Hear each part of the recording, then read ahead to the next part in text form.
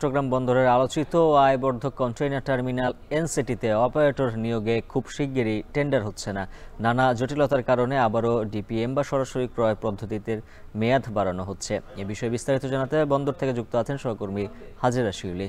শিউলি, জানাবেন কি কারণে টেন্ডার করা যাচ্ছে না, আর এতে এনসিটি পরিচালনায় কোনো সমস্যা হবে কিনা?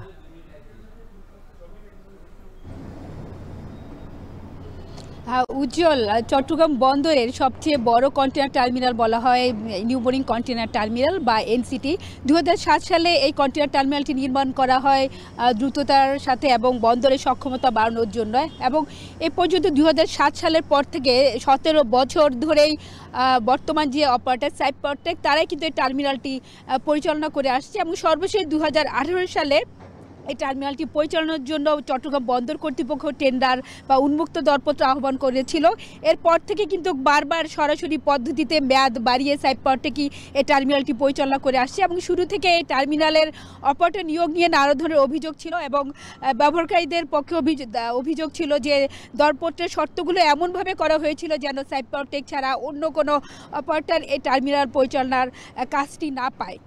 তবে গত কয়েক বছর ধরে টার্মিনালটি আবারও বিদেশি অপারেটরদেরকে দেওয়ার জন্য একটি প্রক্রিয়া শুরু হয়, এবং সর্বশেষ 2023 সালে বিগত আওয়ামী লীগ সরকার এই টার্মিনালটি সংযুক্ত আরব আমিরাতের ডিপি ওয়ার্ল্ডকে দেওয়ার জন্য একটি প্রক্রিয়া শুরু করে, এবং বর্তমানে অন্তর্বর্তীকালীন সরকারই সেই প্রক্রিয়াটি এগিয়ে নিয়ে যাচ্ছে। তবে এক্ষেত্রে যেহেতু বিদেশি অপারেটর নিয়োগের ক্ষেত্রে বেশ কিছু সময় লাগবে, অন্তত 1 বছর সময় লাগবে প্রক্রিয়া শুরু করতে, তাই বন্দর কর্তৃপক্ষের চেয়ারম্যান কিছুদিন আগে একটি প্রেস কনফারেন্সে ঘোষণা দিয়েছিলেন যে বর্তমান অপারেটরের সাথে জানুয়ারি 7 তারিখে মেয়াদ শেষ হবে, এরপরই তারা উন্মুক্ত দরপত্রের মাধ্যমে এই টার্মিনালটি পরিচালনার জন্য অপারেটর নিয়োগ করবেন। তবে এখন আমরা যেটা জানতে পেরেছি যে আসলে খুবই অল্প সময়ের জন্য অপারেটর নিয়োগের ক্ষেত্রে বেশ কিছু জটিলতা রয়েছে। এখানে 1 বছরের জন্য যদি অপারেটর নিয়োগ করা হয় তাহলে নতুন করে কেউ নাও আসতে চাইতে পারে, কারণ এই ক্ষেত্রে তাদের নতুন করে বিনিয়োগ করতে হবে। পরবর্তীতে তারা বিনিয়োগকৃত অর্থ তারা কিভাবে তারা সেটা তাদের জন্য আবার